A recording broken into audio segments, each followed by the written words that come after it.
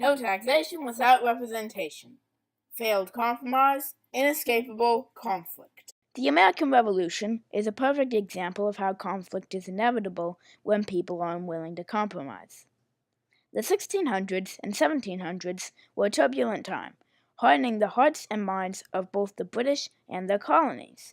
Understanding the American Revolution of the late 1700s begins with a look back at England and the colonies in the 1600s. The English side. England was embroiled by 3 civil wars, as commoners tried to take control of their lives from the nobility. The first 2 wars, fought from 1642 to 1646 and 1648 to 1649, were waged against King Charles I and the Long Parliament. They ended with King Charles's execution. The Third War was fought from 1649 to 1651 between the Rump Parliament and King Charles II.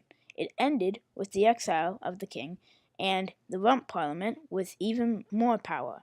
The result of all 3 wars was that Parliament controlled much more of England's direction than did the monarchy. The American side. Most of the colonists of the 1600s and early 1700s traveled to the New World in search of one of 2 things: religious freedom or valuable minerals, such as gold. These people often lived on the fringes of British society and were very independent. The religious colonists were independent because they refused to practice the religion of the land, Anglican. They were known as Puritan separatists, a Puritan sect too extreme to be tolerated in England. Puritan pilgrims set out to create a new society where they could practice their beliefs their own way. The colonists, driven by greed or glory to seek gold and other minerals in the Americas, were by their very nature independent as well. The early colonists' independence proved to be a valuable asset. The settlers basically had contact with Europe only once or twice a year, when ships came in to trade goods. Colonists, without a strong sense of independence, often found themselves returning to England on the next ship. Far removed from England's social hierarchy in the Americas, there was a strong sense of equality, not just for the Puritan colonists, who saw each other as equals under God. Colonial life for all the settlers was so different from English social structure that class inequalities became far less noticeable.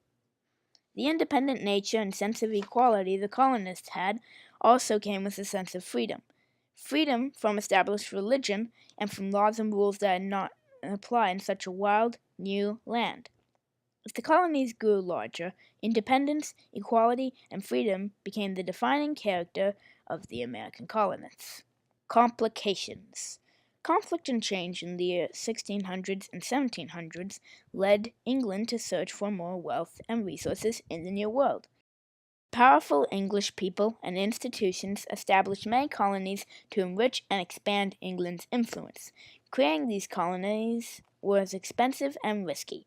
Naturally, the politicians and nobility who established them viewed the colonies as property and investments under their control. As part of England, they reasoned, it was the colonists' duty to help pay for Britain's upkeep and government. From 1756 to 1763, England defended the colonies from the French and hostile Native Americans.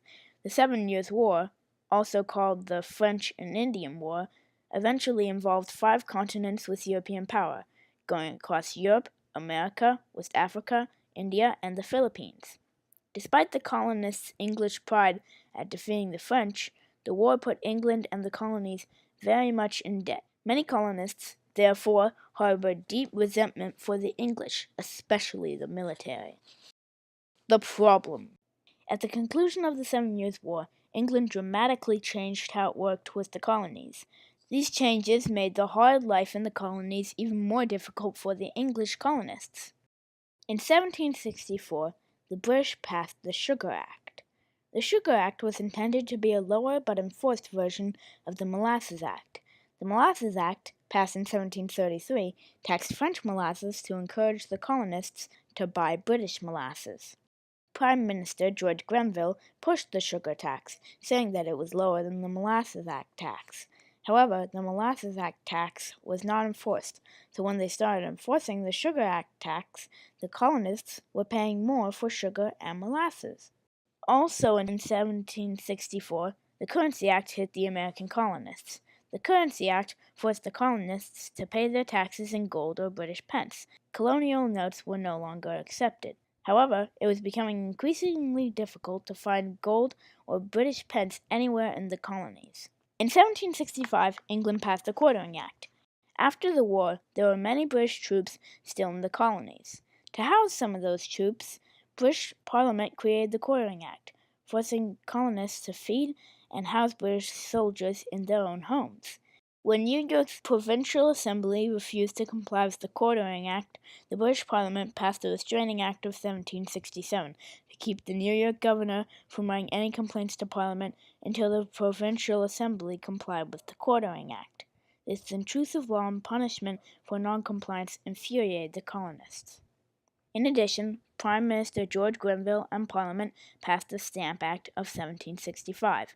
The Stamp Act taxed most paper goods by requiring colonists to purchase only taxed and stamped British paper products. This tax was so unpopular in the colonies that Parliament repealed it in 1766. After the repeal of the Stamp Act, Parliament was frustrated that the colonies had no real tax to help the country pay for their debt.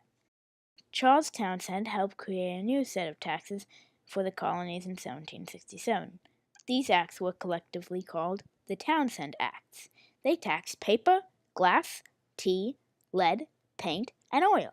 As you can imagine, the American colonists were furious that after the repeal of the Stamp Act, they were now burdened with taxes on 5 other goods as well as paper. In 1770, after 3 years of protests in the streets, Parliament repealed 5 of the 6 taxes, leaving only the tea tax. In 1773, the British East India Company had a huge surplus of tea due to the downturn in the British economy. That year, Parliament passed the Tea Act, which forced the colonies to purchase all their tea from the British East India Company. It was much more vigorously enforced than the previous tax, so using other British vendors was no longer an option. The colonists' anger grew more and more over the years of taxes, intrusive laws, and their inability to have any influence in Parliament except through protests. The British were frustrated by the colonies' unwillingness to carry their own weight for the country. The Parliament was angered by the need to repeal taxes to appease the colonists, who objected to what they saw as appropriate taxes.